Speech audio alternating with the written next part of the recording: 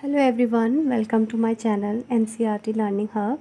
Here we are going to learn about angles made by a transversal line from chapter 5 lines and angles, because in exercise 5.2 we have to do these type of questions related to angles made by a transversal. So here you can see two lines, line L and M. They both are parallel to each other, and this line P is a transversal line. So here we have some angles given by the numbering 1, 2, 3, 4, 5, 6, 7, 8. So here are some points also how we can identify them. When the two lines are intersect by a transversal line, then these angles are formed. So here you can see the first point is interior angles made by a transversal line on line L and M. So interior angles आपके कौन कौन से हैं यहाँ पर?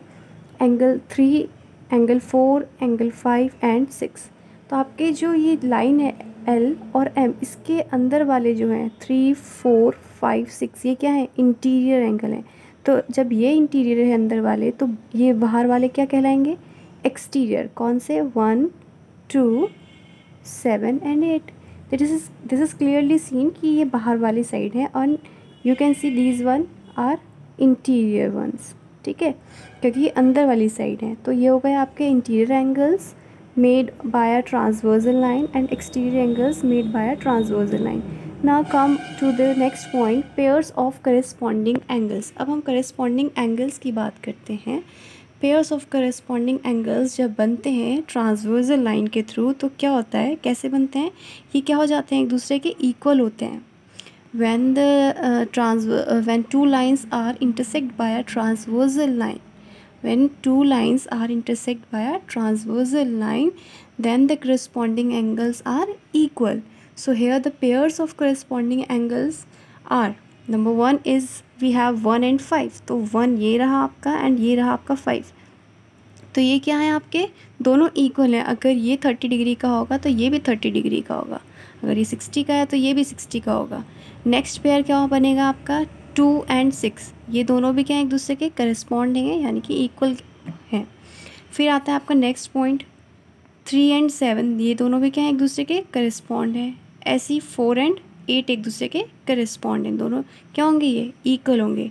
ठीक है. Next we have pairs of alternate interior angle. पहले हमने स्टार्टिंग में पढ़ा था इंटीरियर एंगल, अब बात आ रही है अल्टरनेट इंटीरियर एंगल्स की.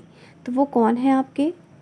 3 एंड 6. क्रॉस में देखेंगे 3 एंड 6. ऐसे ही कौन हो जाएंगे? 4 एंड 5. ये तो हो गए आपके इंटीरियर वाले अल्टरनेट इंटीरियर एंगल्स. अगर आपसे खाली इंटीरियर एंगल की बात करते तो यहाँ पर क्या होता है? 3, 4, 5 एंड 6 हो जाते हैं. लेकिन यहाँ पे अल्टरनेट साथ में जोड़ दिया है, अल्टरनेट इंटीरियर एंगल. तो यानी कि 3 का अल्टरनेट कौन है? 6. 4 का अल्टरनेट कौन है? 5. यानी कि जो 3 का एंगल मेजरमेंट होगा वही 6 का होगा. अगर जो 4 का होगा वो भी 5 का होगा. ठीक है, because when two lines are intersect by a transversal line, then the given angles are equal according to their given points. फिर we have pairs of alternate exterior angles. अब अल्टरनेट एक्सटीरियर की बात आ रही है. पहले एक्सटीरियर की बात आई थी, अब अल्टरनेट आ गया है साथ में. तो यहाँ पर क्या हो जाएगा? 1 एंड 8. ठीक है. 2 एंड 7. क्रॉस में देखेंगे आउटर साइड. ठीक है.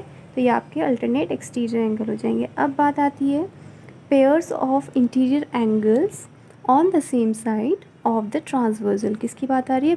Pairs of interior angle. Interior angle के pair on the same side, same side पर होने चाहिए ट्रांसवर्सल के. तो वो कौन कौन है? इंटीरियर की बात आई है तो वो कौन कौन होंगे? 3 के साथ कौन है सेम साइड पर? 5 है. 4 के साथ है 6 है. सिर्फ इंटीरियर की बात हुई है, एक्सटीरियर की बात नहीं हुई, इंटीरियर की बात हुई है.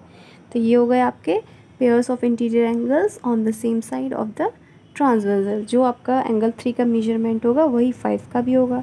जो 4 का होगा वो 6 का होगा. ऐसे ही आप वर्टिकली अपोजिट एंगल देख सकते हैं. एंगल 1 का वर्टिकली अपोजिट कौन होगा? 4 होगा. 2 का कौन होगा? 3 होगा. एंगल 5 के वर्टिकली अपोजिट 8 होगा. एंगल 6 के वर्टिकली अपोजिट 7 होगा. तो ये पॉइंट्स जो हैं आपको हमेशा याद होने चाहिए, angles made by a transversal line, because these are very important to remember while solving these chapters. Okay.